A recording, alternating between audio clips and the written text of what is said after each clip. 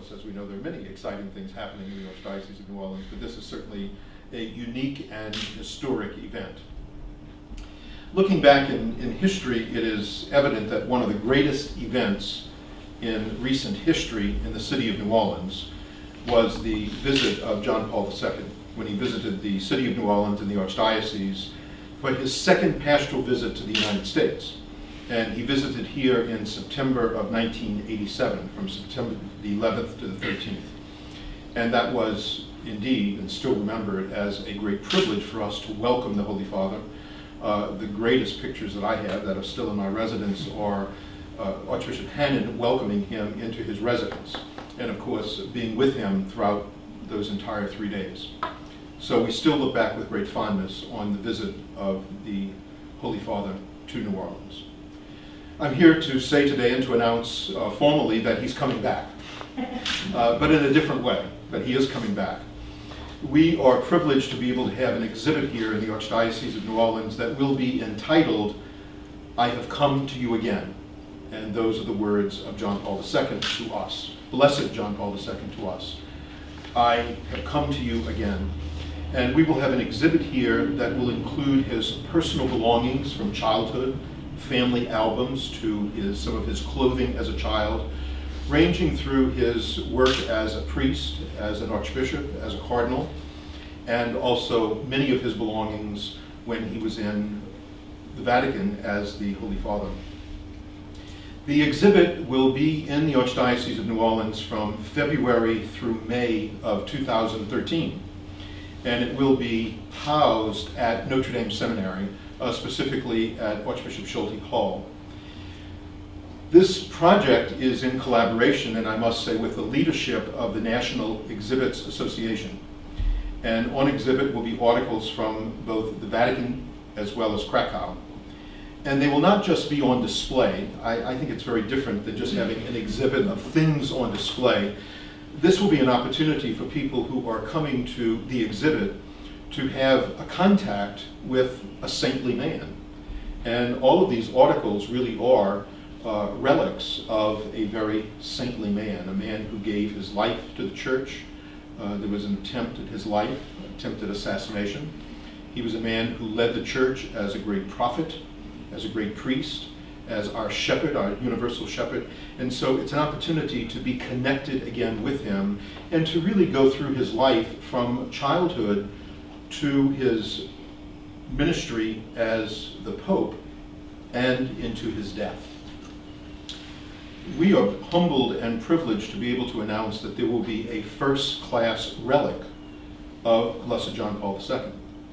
And the first-class relic will be a vial of his blood that was taken from his body the last time he was in the hospital. Realizing that he was near death, those in the Vatican wanted to make sure that we had first-class relics. And so there is a vial of his blood that was taken out at that time. And we're very happy to say, and privileged and humbled to be able to say, that that vial of blood, which is a first-class relic, will be here in the Archdiocese of New Orleans. And this is a picture of two of the sisters who are putting the vial of blood up as a first-class relic, and that will be here for us. There will be 3 exhibits of Blessed John Paul II in the United States. The first will be in New Orleans. The second will be in Seattle, Washington, and the third in Washington, D.C. All of those throughout 2013.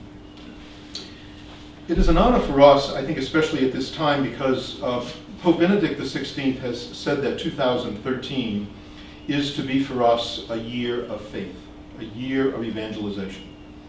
And having the visit again, in a different way, but the visit again of John Paul II to New Orleans reminds us that we are called to be a people of faith, and that he was a great leader of faith and a man who spoke boldly and courageously about his own personal faith and the teachings of the Catholic Church and the great values of Jesus and the gospel. John Paul II often said by his words, but more importantly by his actions, that he did not believe that people should have to go to the Vatican to visit the Pope. And so he became a missionary Pope who visited the world. Isn't it interesting that even in his death, he's still a missionary pope who is visiting the world and calling people to faith, awakening that sense of evangelization. I would like to introduce Father Malcolm Neelan, who is the Executive Director of the National Exhibits Association, and he will coordinate this effort with us. To you, Father Malcolm, I'm very indebted that you contacted us and invited us to be a part of this historic moment. Father Malcolm was originally born in New Orleans, but that's a few years ago. And he is now a priest of Lubbock in Texas. But he is the president of the National Exhibits Association, and we are delighted to have him with us today as we make this announcement of the exhibit. He will coordinate this effort with Professor Burinelli from Rome, and also Cardinal Zivich, who is the Cardinal of Krakow, the Archdiocese of Krakow, who was for 40 years a very, very close friend and co-worker and personal assistant to John Paul II. We do anticipate that Cardinal Zivich will be here in the Archdiocese of New Orleans sometime during the 3 months that we have the exhibit. But he is a personal friend and personal assistant to John Paul II. To Father Malcolm, we are very, very grateful for your leadership, for your work, for coordinating this great effort, and for making it possible for us in the Archdiocese of New Orleans to be able to be the very first in the United States to be able to host this exhibit and to be able to host it at our major seminary, the Notre Dame Seminary. So Father Neelan, thank you for being here, and I would ask you to say a few words and to tell us more exciting things about the exhibit. Okay, thank you.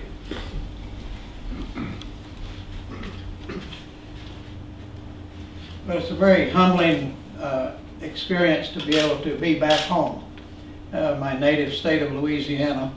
I moved back to Texas, but I'm not that Texan yet, but I'm getting there.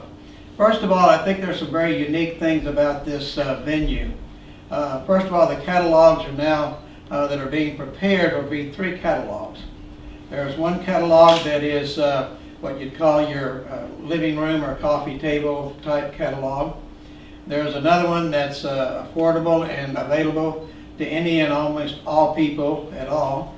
And then there's a third little catalog that will have the objects, the events, the things that are in the venue of this exhibit, which is a real minuscule amount.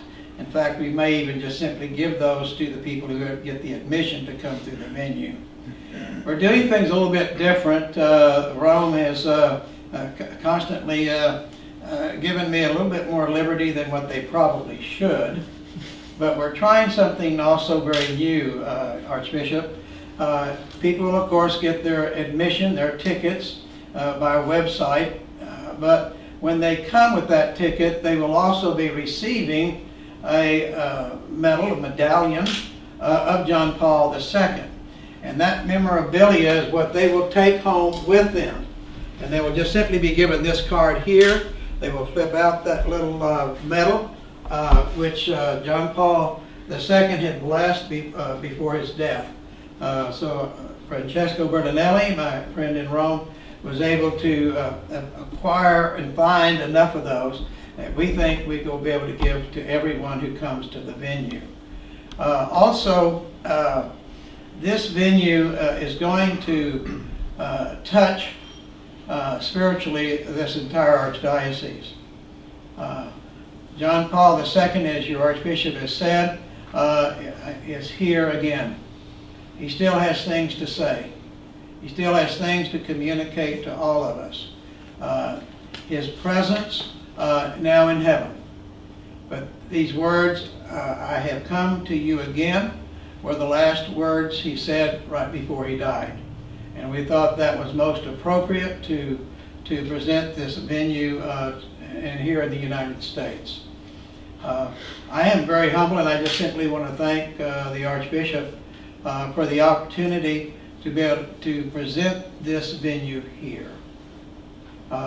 So if you really want to pat someone on the back and really give them notice, it is the man on my right here. He even went down and saw Francesco Bertinelli just not too many weeks ago. When I was in Rome. In Rome. And I told I told the Archbishop, I said, well, ask for the vial, you know, ask for the, and he said, well, we will get it, won't we? I said, well, if you ask for it, you know. Well, he did. And here it is. Okay. So please realize, too, that a lot of the assets, a lot of the income that comes in for this venue will go to your archdiocese. It will go to the parishes in your archdiocese. We're going to just hope our little 501c3 foundation that we make enough to cover the expenses that we will have. And all the rest of that will go back to you. I've done that in my last 4 Vatican collaborated exhibits. I always leave poor as when I came in. And yet the Rome keeps calling me and saying, we want you to do this one and that one. So I'm here to do that. Just a priest of 39 years, judicial vicar of the Diocese of Lubbock for 14 years, appellate court judge for 7, pastor 38 years, and right now I have my mother living with me in Lubbock. She's 90, soon to be 91, blind, and got a hard time getting around, but I've been taking care of her also. And I'm a bioethicist at the University Medical Center, the teaching hospital in Lubbock, Texas. And I've been chaplain there for 6 years now. And so I think I'm the only Catholic priest, archbishop, that they have on the staff of a county hospital in our area. So we're still trying to catch up with New Orleans. We're way out in the middle of nowhere, you know. And I will close with a little story, very true. The first venue I had was frescoes from the Vatican museums. And what I did was when I met with His Holiness, at that time Pope John Paul II, I had to request for these frescoes. So I'm in his outside of his office, and he said, well, tell me about what it is you want your foundation to do. And I told him I wanted the foundation to bring art and that to people that never would have the slightest idea or opportunity to see any art at all. And so I was very concerned as I was a priest. I liked working in the small, struggling little parishes, and I found my spirituality there. But the main thing is that he says, well, he said, where is Lubbock? And I said, well, it's the center of the geographical United States. And I actually did this. And he kind of looked at me and he says, how did you figure that? So I said, oh, you know where it is. He says, I have a good idea. Like that. And I said, well, if I take a compass and put it on the point of Lubbock and draw as big a circle as I want, it's always the center. So he just looked at me, smiled, and he says, you have the venue. So crazy things like that can happen to anyone. Anyway, I want to thank you again for the opportunity and the privilege to work with you, and I think very highly of you. You are a good, spiritual, strong man, and I will enjoy associating with him throughout the next 3 months and so as we move along. Thank you. Thank you, Father Nealon. Yeah. Thank you. And as Father Nealon mentioned, he has been involved in these Vatican exhibits before, so he brings to us not only these great remembrances of Blessed John Paul II, but also a lot of expertise. And we're delighted to have you back in your native land. Thank you. And thank you for the opportunity for the Archdiocese of New Orleans to be able to host this. This is a big endeavor, and I would ask for 3 favors as we go forward. First of all, I would ask the people of our Archdiocese and beyond to pray for the success of this. We want this to be more than an exhibit. We want it to be a time of spiritual renewal, a time of allowing Pope John Paul II to continue to speak and to be present to us. And so I would ask you to pray that it can be an effective time of renewal and evangelization in our Archdiocese. And we expect to be receiving literally hundreds of thousands of people from around the United States. Secondly, please visit the exhibit and bring others. And thirdly, we will need a lot of volunteers because it will be here for over 3 months. So we will be looking to the people of the Archdiocese to volunteer and to help us to make sure that this goes along well. This is the first, Father Nealon, as he mentioned, has been involved in many exhibits. This is the first that he's doing outside of a museum. And so that does present some real challenges to us, but we have come to realize that those challenges are reasonable. And we believe that having it at Notre Dame Seminary not only brings people to see our seminary, which is a very important dimension of our archdiocese, but also it provides with some ease of parking and access and exiting and so forth. Thank you for being here. I will be glad to take any questions if you have any, Bruce. I have some questions for Father Nealon. Yes. Father, would you talk about would you describe the things that will actually be on display? In other words, if a couple comes to this exhibit, what will they be seeing? Will they be seeing shoes, shirts, photographs, cufflinks, what? All of the above. Skis. Skis. Backpack. We've broken the venue down to 4 areas of his life. Each of those 4 areas will have the objects and things that personally belong to him. We'll have his mass kit that he would take out when he would go camping, backpack, like Archbishop has skis. When we get into the childhood area, we'll have some of his childhood clothes, the crib that he was actually in. He never really knew his mother. His mother died when he was very young, but his father kind of took over raising him. So there'll be also the personal family album of John Paul II. There will be vestments at the different stages from time the cassocks and that he wore when he was ordained a priest, and what he wore when he was a bishop, when he was appointed an archbishop and a cardinal, and also all the vestments when he was made the first Polish pope in over 400 or 500 years, outside of an Italian there. But anyway, we'll have that. At his desk from Krakow. Well, we actually, yes. We left nothing uncovered, so to speak. Did I understand you said that that'll include the cassock that he wore at ordination? That's correct. His ordination cassock. Also, albs, stoles, and Beretta, other items. The Super Bowl will be the first Sunday in February. Do you think the exhibit will be open in time for there'll be a lot of people in town for the Super Bowl? Is that the goal, or do you know when the actual... Actually, being an old West Texan, I hadn't even thought about when the Super Bowl was. We know. But Archbishop knows. The Vatican has given me permission for only so many months exhibit here.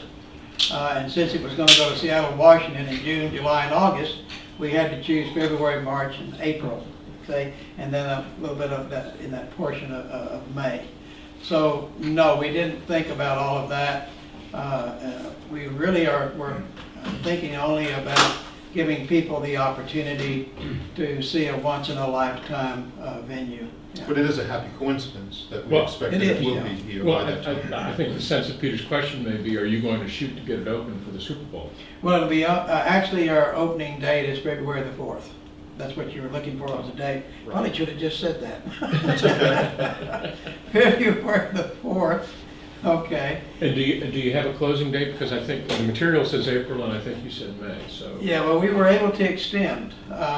What the media is going to have fun doing is about every month between now and then, you're going to be getting some other press releases, and those other press releases are going to be other added items that I'm not going to tell you about right now. But there's over 100 personal items of John Paul II. So all we put in front of you now is what we call enticements, little enticement things. So there will be a beautiful revealing of items with the historical background of them and so forth. I think that the Apostolic Nuncio in Washington, D.C., when he heard that it was coming to New Orleans, said, well, what about Washington, D.C.? And not being a very ecclesial type, I said, well, what's wrong with New Orleans? And he said, well, now absolutely nothing. So I took care of that, so. Thank you. But it will be there. It'll also be at John Paul II Center, yes. You need, I was. am I not loud enough? No, we have a new It's person in. Yeah, WWS. Oh, I'm sorry. That's okay. Any other questions? Do you have any projection about how many people you think might come through the exhibit? All I can do is look back at my last 4 Vatican exhibitions, frescoes, other types of art, mosaics, etc. Those always brought in 200,000 or 300,000 people. What this venue will bring in will be a lot more, because we're dealing with a people's pope, with a person that's very, very loved and liked to this very moment, and I would project at least over 200,000 to 300,000 easily. Is the Archdiocese going to establish a budget and really try to market this in Mississippi, Alabama, Texas? Are you really going to sell this? Yes, we are, and Sarah McDonald has already been in touch with the communication directors in the region and beyond, because our region includes Mississippi and Alabama and Tennessee and so forth. But we have also heard from the people in Florida that they are very interested, as well as Texas, because there will not be, in the beginning there was some discussion as to whether there would be an exhibit in Texas, but there is not. It'll be New Orleans, Seattle, and Washington, D.C. So we do believe that a good number of people from the Houston area will be coming here also for the exhibit. But that's because you intend to sink some promotional dollars into We're going to that? sink some promotional dollars, we will, but the exhibit itself is really paid for by the association. And so, Father Nealon is really the one who has and will raise the money to So bring it's your the exhibit budget, here. it's not the Arch, it's your budget that would market it and promote it? The whole purpose of my foundation is to help, aid, and assist other archdioceses and dioceses wherever we have the venues or the exhibitions stated. So it is my responsibility. I'll be responsible for packing, shipping, crating, insurance, security in process of these things coming. Once the objects are here for venue in New Orleans, that will be covered by the Archdiocese and insurance company. It's probably like a little umbrella thing. Right. And Security. and then the security, he's also will be helping. But what the Archdiocese is doing is helping my little foundation to raise the funding for these expenses to bring it here and to present it. So we're very grateful for that. But we're not in the profit-making foundation, no. We're very unusual, yes. I know where the world lives and where it's at. Yeah. But my permission from Rome and His Holiness is to bring art and things to people who could not afford it, or could not see it, or could not enjoy or participate in it. So we hope the people respond, and I think the Archbishop is encouraging too, that people, be sponsors. You always use sponsors for the venue. Would be very nice. Airlines and that usually have sponsored my exhibits before, so that saved us on the transportation part. But my experience goes from, will go from the packing in Krakow to the packing at the Fabrica, St. Peter's in Rome, for the liturgical items of John Paul II are in the Vatican collections. So there's a lot to it, a lot of work for it. Given the size of the splash that you think might occur in this little pool out here, are there going to have to be special logistical arrangements involving parking and crowds that you're going to have to deal with the city and its Yeah, agencies? we found that when people acquire the tickets, they'll say for a certain day. We make sure we don't go over a certain number, hundreds and hundreds of numbers over for each day, so that people are not rushed, pushed through. They can take their time and see the venue. When you get a ticket, you will actually have a reservation, a time that you would be expected to show up. And so we think that the flow will be continuous, but we don't think that we have a great backlog. But there are lots of logistics. That's worked I'm the just last. wondering whether the neighborhood is whether the neighborhood will feel the impact of this. I think it will, yeah. I think the neighborhood will feel the impact. But, we have good neighbors. We have the Chateau Nursing Home, we have the Archbishop, we have the seminary, we have Dominican High School. What are you saying? You own the neighborhood. I own the neighborhood. So we have good I mean, the neighbors. residences across the street, there's a public school next door, Yeah, there's but I think we can. a restaurant across the street. I think in talking to the police department, it is evident that that there will be minimal disruption to the neighborhood. We will bear the brunt of that. A lot of the buses and that are bringing people and schools throughout the United States here. Will have a certain area where they can park, where it's the one side, you know, the street, and then when that bus unloads and the people load back in, it's gone. So, I mean, I don't really see any problem, to be honest with you. I've had them in a lot tighter spots than this, where we had over 212,000 in less than 2.5 months. Nobody was complaining then. And that was in the Bible Belt. And that was one of the major Come to think of it. reasons we chose the seminary, because as you know, we did look at other locations. And all of the other locations we looked at, we were very concerned about affecting the neighborhood. One of those was in the French Quarter as well at Ursuline Convent, and there was a concern with transportation, the buses getting in. So I think that out of all the venues that we looked at, this is indeed the best, and it will be minimal disruption to people.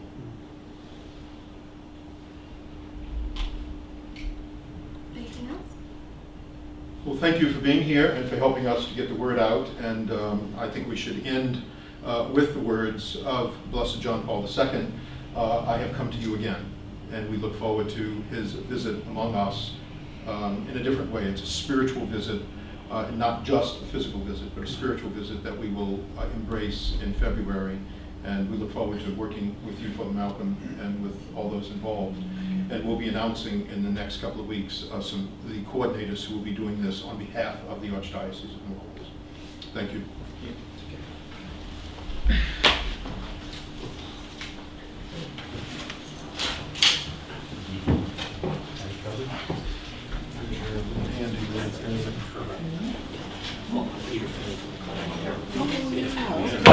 You're welcome.